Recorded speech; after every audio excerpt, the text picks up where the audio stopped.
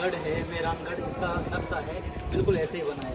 यहाँ से जो है इसका अंदर जाने का रास्ता है, यहाँ से बिल्कुल यहाँ से यहाँ पे अगर जाते हैं तो यहाँ पे जो ये पहाड़ी है, यहाँ पे तोप के गोले जो दागे गए हैं वो यहाँ पे दागे गए हैं। इससे हम अंदर जाते हैं, यहाँ से होकर के ये गढ़ में प्रवेश करते हैं। और इसमें एक तो किलों के अंदर अंदर कमरों में जाने का रास्ता है। दूसरा क्या है कि ये जो सीधा जाता है गढ़ में ऊपर चामुंडा माता का ये मंदिर है जो राठौरों की कुल देवी है, यहाँ जाता है। और यहाँ के बाद हम यहाँ पे तालाब है, ये तालाब में हमेशा पानी रहता है। इसके किनारे किनारे भी रास्ता है, ये महलों से होकर के ये रास्ता जाता है। यहाँ हम बहुत सारी चीज़ें देख सकते हैं। और ये राजा के महल है, राजा ये गढ़ का जो पहाड़ी क्षेत्र है यहाँ पे। और ये रास्ते मयूर की जो पहाड़ी है। मेहरानगढ़ का दुर्ग अपने आप में अद्वितीय वास्तुकला का परम उदाहरण है। नमस्कार, मैं आज आया हूँ मेहरानगढ़ दुर्ग में। ये जोधपुर राजस्थान में है और इसकी नींव रखी थी राव जोधा ने। दुर्गादास राठौर का पराक्रम भी ये किला बयां करता है। ऐसे महान सूरवीरों की धरती है ये, और हम इसका आपको दर्शन कराते हैं। आप देखिए कहाँ पे किस महापुरुष का क्या सुना जाता है और कहाँ पे उनके हथियार हैं और किस प्रकार से इस किला का अर्थ देखते हैं। राठौरों के कुलदेवी माँ चामुंडा का यहाँ सब हम आपको दर्शन कराएं। मेहरानगढ़ के दुर्ग तक पहुंचने के लिए आपको पहले जोधपुर पहुंचना पड़ेगा, और जोधपुर से मेहरानगढ़ की ओर दो रास्ते जाते हैं। एक तो पैदल मार्ग है, दूसरा जहां से आप अपना वाहन लेके जा सकते हैं। तो जहां से पैदल जाना, उन मार्गों पर थोड़ा चढ़ाई है, थोड़ा कठिन है। आप वाहन लेकर के उन महलों की तरफ जा सकते हैं। जब हम मेहरानगढ़ की ओर जाते हैं तो उससे पहले एक बाज़ार पड़ता है जिसको कहते हैं सरदार बाज़ार। ये घंटाघर चौक है और घंटाघर के पास ही ये सरदार बाज़ार है।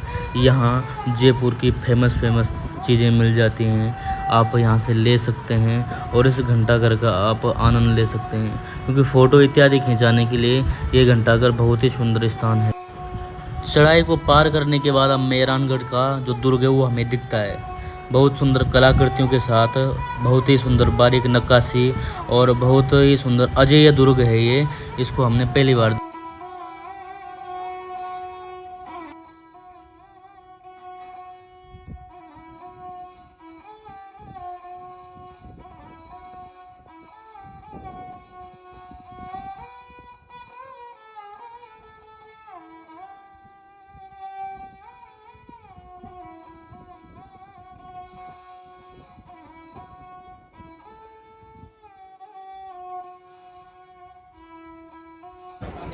ये जो है जयपुर के जो राजा थे, उन्होंने यहाँ जब हमला किया था तो इस किले को तोड़ने के लिए तोप के गोले दागे गए थे, लेकिन तब भी इस किले का बाल बांका नहीं कर पाए, क्योंकि ये किला इतने मजबूत पत्थरों से बना हुआ है। जब आप इस किले में जाते हैं तो यहाँ पे जो वीडियो कैमरा और गोप्रो इत्यादि ये सब बैन है, आप फ़ोन से वीडियो बना सकते हैं। और साथ ही इस किले में आप इस किले का आनंद ले सकते हैं।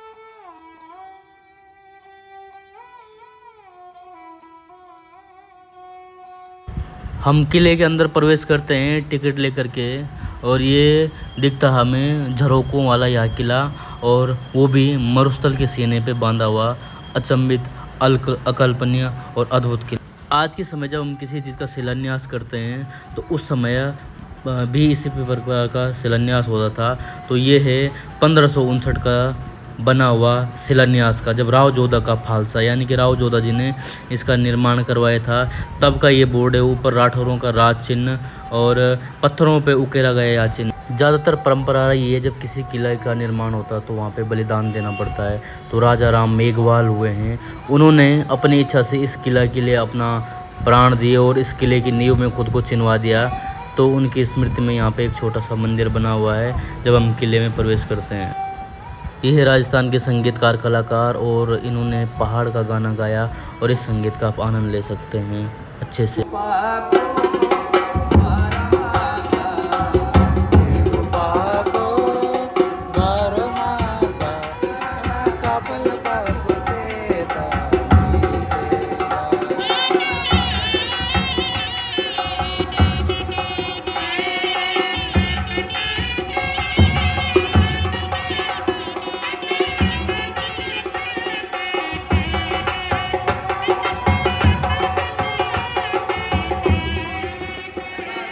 जब हम दरवाजे पे जाते हैं तो ये हाथों के चिन्ह हैं, वो उन महिलाओं के चिन्ह हैं जिन्होंने जोहर किया और अपने सतीत्व की रक्षा के लिए जोहर किया, ऐसा कहा जाता है। उनके हाथों का चिन्ह है। किले में प्रवेश करने के बाद हमें बहुत ही बड़े बड़े बर्तन मिलते हैं जिस पे उस समय के लोग भोजन बनाया करते थे। ये किले की शानदार नक्काशी और अद्भुत नज़ारा।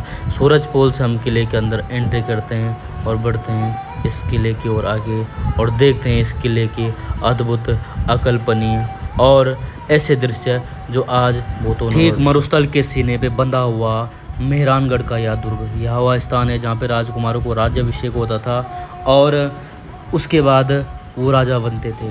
विभिन्न प्रकार की कलाकृतियों और सुंदर सुंदर अविश्वसनीय झरोकों से बना हुआ मेहरानगढ़ का दुर्ग, और यह दुर्ग मरुस्थल के सीने तान कर खड़ा है। ये संगमरमर का जो है सिंहासन है, यहीं पर राज तिलक होता था और यहाँ पे जो राजा हैं उनका चित्रकारी की गई है, उनके चित्र लगाए गए। मेहरानगढ़ का दुर्ग है, ये जो राठौर वंश के राजा हुए हैं उनका ये दुर्ग रहा है। राव जोधा जी ने इसका निर्माण किया है। ये जो स्थान है, यहाँ पे जो चौकी है, यहाँ पे जो राजकुमार था या जो राजकुमार होते थे और नए राजा बनते थे उनका यहाँ पे राज तिलक किया जाता था और नवीन राजा बनते थे। और ये ऊपर जो ये झरोखे हैं यहाँ से रानियाँ देखती थी और बहुत ही सुंदर यहाँ से राज तिलक होते हुए देखते थे, क्योंकि मुगल जो थे वो भी यहाँ आते थे। ये वो समय राजाओं की ड्रेस थी और इस प्रकार की पोशाकें राजा पहना करते थे।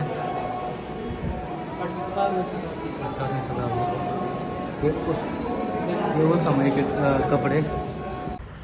ये मेहरानगढ़ में शीश महल है और यहाँ पे जो शीशे हैं वो बेल्जियम से मंगाए गए थे और उस समय बेल्जियम से मंगाना ये बहुत बड़ी बात थी। और इसमें क्या होता है, अगर बीच में एक लैंप जलाया गया तो चारों तरफ जो है प्रकाश होगा और एक लैंप के कारण पूरे कमरे में उजाला होता था। और ये जो शीशे हैं ये भी उस समय बेल्जियम से ही मंगाए गए। ये राजकुमारों की शाही पोशाकें हैं जो इस दुर्ग में रखी गई हैं। महल में इस प्रकार की कलाकृति की गई है। जो ये पीला दिख रहा है ये पूरे सोने की पेंटिंग है और ऐसा कहा जाता है कि उस समय 29 किलो सोने की पेंटिंग से ये बना है। इसमें जो ये रंग बिरंगे दर्पण हैं, इससे जब प्रकाश पड़ता है तो उस प्रकाश से जब ज़मीन पे पड़ता है तो विभिन्न प्रकार के रंग दिखाई देते हैं। ऐसा लगता है जैसे उस समय, आज के समय दीपावली के टाइम पे लड़ियाँ लगा करके दिखता है। ये कलाकृति अब बारीकी से की गई है, उस समय की पेंटिंग है और जिस समय कल्पना भी नहीं थी, कल्पना से परे था। ये राठौड़ों का राज चिन्ह है और यहाँ पे माता करणी का प्रतीक भी दिखाए गए हैं। जब हम इस किले को देखते हैं तो हमारे लिए अकल्पनीय हो जाता है, बड़ा कठिन कार्य है ऐसा करना। ये राठौड़ों के जितने भी महापुरुष हुए हैं, जितने भी राजा हुए हैं, सभी का चिन्ह लगे हुए हैं, सभी की फ़ोटो लगी हुई हैं। इसका जो निर्माण है महाराजा अभय सिंह जी द्वारा किया गया है 1724 से और 1749 ईस्वी तक करवाया गया है। इसकी छत पर अत्यंत ही आकर्षक फूल हैं जो आप देख सकते हैं। ये जो छत के फूल हैं वो भी पूरे सोने के बने हुए हैं और आकर्षक फूल हैं और राज परिवार के सदस्यों के सभी के चित्र हैं और उनकी जो कुल देवी उनके भी चित्र हैं। ये सारे इस पर आपको दिखाता हूँ चित्र, ये लगे हुए हैं। ये यहाँ पे मुग़लों की तलवारें हैं और मैं आपको बताता हूँ तलवारों में अंतर।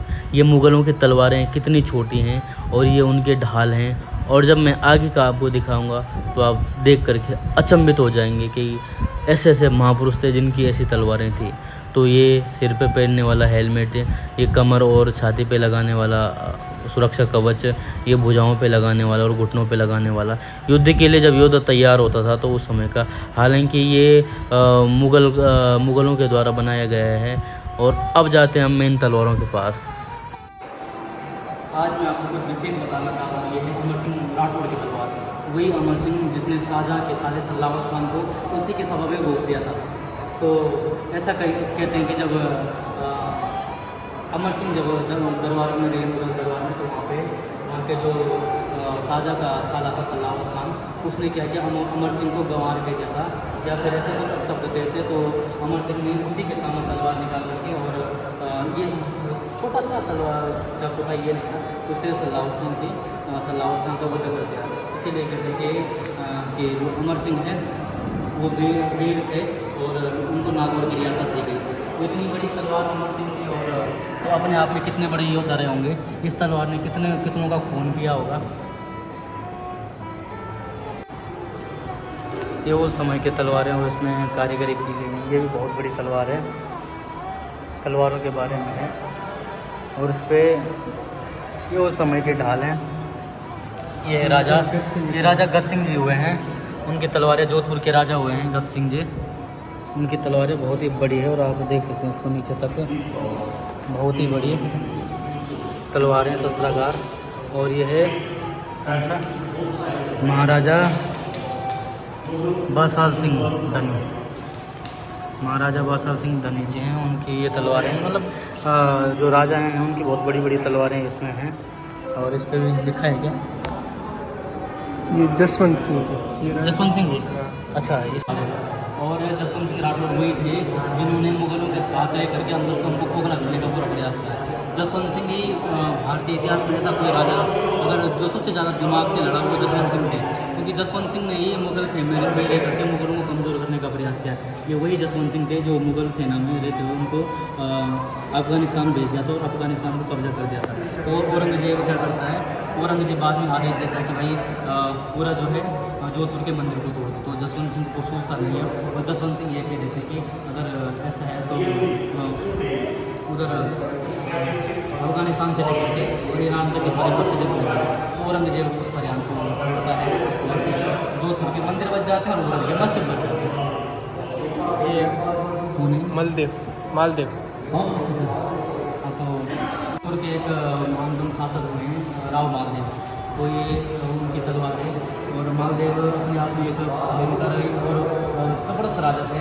और इनके टाइम पे अलाउद्दीन खिलजी ने आक्रमण किया था, और इन्हीं के टाइम पे जो दो योद्धा हुए हैं तो उन पर कलंक लगाया गया था। तो तब क्या होता है कि अलाउद्दीन खिलजी कहते हैं कि मैंने 2 मुट्ठी बाजरे के लिए पूरा हिंदुस्तान की बादशाह खो दी थी। वो इसी तलवार का किस्सा है, और बहुत ही ज़बरदस्त तलवार है। आप देख सकते हैं उनकी नक्काशी, और सभी राजाओं की यहाँ पे राज परिवार की तलवारें रखी गई हैं, उस पर लिखा हुआ है। इस किले में ऐसे बहुत सारे महल आपको मिल जाएंगे। तो यहाँ पे राजाओं के मनोरंजन के लिए था, ये राजाओं का चौपड़ खेलने के लिए था। यहाँ पे पांसा इत्यादि जैसे खेल सकते हैं। तो इसमें विभिन्न प्रकार के खेल हैं। ये राजाओं की सभा थी। ऊपर जो एक कपड़े का दिख रहा है ये पंखा था, इसको दासियाँ या नौकर चाकर हिलाते थे तो पंखे जैसे हवा आती थी। तो ऊपर विभिन्न प्रकार के रत्न, नीचे की जो पेंटिंग की गई ऐसा लगता है जैसे टाइल्स होंगे, लेकिन ये टाइल्स नहीं हैं, और ये अपने उस समय की कलाकारी की गई। यहाँ पे राजा विश्राम करते थे, और ये राजा का रूम हुआ करता था। तो चारों तरफ से सुसज्जित विभिन्न प्रकार के रत्नों से है ये।